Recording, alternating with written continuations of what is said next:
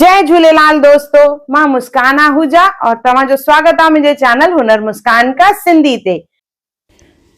अॼु मां तव्हांखे गोपाष्टमीअ जे बारे में ॿुधाईंदसि। गोपाष्टमी गौ माता जो ॾींहुं आहे।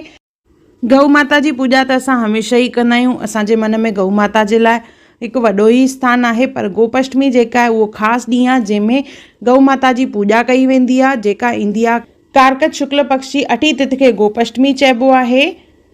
इन 8 तिथि ते श्री कृष्ण भॻवान गऊ चारण जी पूॼा कई हुई पहिरियों दफ़ो। इन करे इन ॾींहं खे गोप अष्टमी करे चयो वेंदो आहे।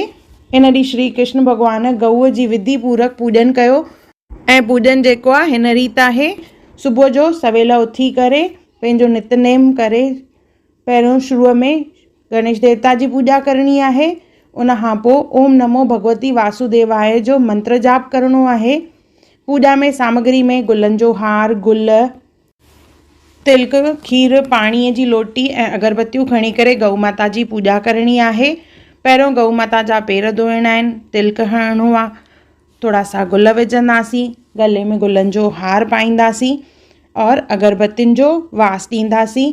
उन खां पोइ गऊ माता जी परिक्रमा करणी आहे। गऊ माता जूं घटि में घटि 3 परिक्रमाऊं करणु खपनि। उन खां पोइ गऊ माता खे भोॼन कराइणो आहे। भोॼन में हूअं ककड़ा ऐं कतल खाराई वेंदी हुई, पर अॼुकल्ह मना कंदा आहिनि त ककड़ा यानी कॉटन सीड्स जेके आहिनि उहे गऊ माता लाइ सुठा न आहिनि। त सभु पंहिंजे इच्छा जे अनुसार गऊ माता खे कहिड़ो बि भोॼन कराए था सघनि पिया। फल, फ्रूट, भाॼियूं, गुड़ या घर जी ठहियल रोटी, जीअं असांजे घर में रिवाजु आहे, असां कढ़ी चांवर ठाहे खणी वेंदा आहियूं बूंदी विझी करे, छाकाणि त हुन सां हुन में मिठास ईंदी आहे। भोॼन कराइण खां पोइ पाणी पीआरिजे।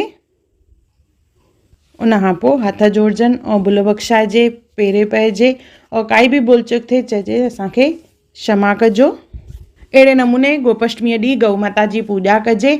उन खां पोइ तुलसी माता जी बि पूॼा करणी आहे।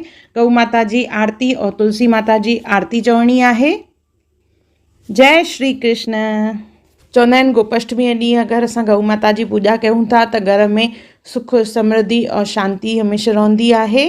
अगरि तव्हांखे मुंहिंजी वीडियो पसंदि आई हुजे त मूंखे कमेंट सेक्शन में ज़रूरु ॿुधाइजो और काई ॻाल्हि मूंखां अगरि रहिजी वई हुजे त उहा बि ज़रूरु ॿुधाइजो।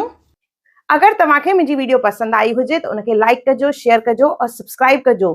फेसबुक और इंस्टाग्राम ते मूंखे ज़रूरु फॉलो कजो और मुंहिंजो वीडियो ॾिसण लाइ धन्यवाद। जय झूलेलाल।